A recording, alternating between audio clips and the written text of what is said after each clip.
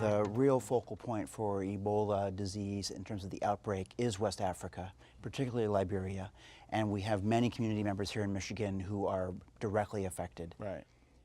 In terms of Liberians coming here as family members or healthcare workers from Michigan going to work there and be part of the American effort to help, Sure. and then returning, what we need to do is apply fundamental public health principles that we've been using for decades, even more than 100 years.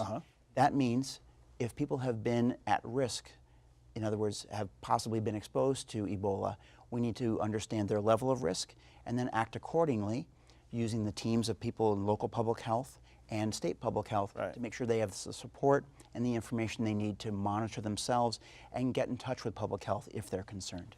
Of course, downtown, midtown, doing much better than they had before. I think we tend to overstate how much change there has been.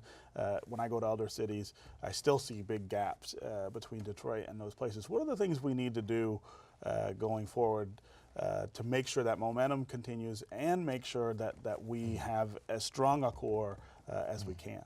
So in addition to continuing to develop a strategic plan for the economy, in addition to that, in addition to workforce policy, I would also say that one of the things that we have to do better is tell our story.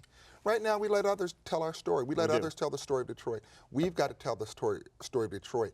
As someone who's not from here, I was blown away by how incredible the city is. I love this city, and I've only been here 6 weeks. Right. And I think we can't let the national media define who we are. We know who we are, and we've got to tell that story and why there's a clear value proposition for businesses to move here and a clear value proposition for people to move here. Don't miss American Black Journal, Sundays at 12:30 p.m.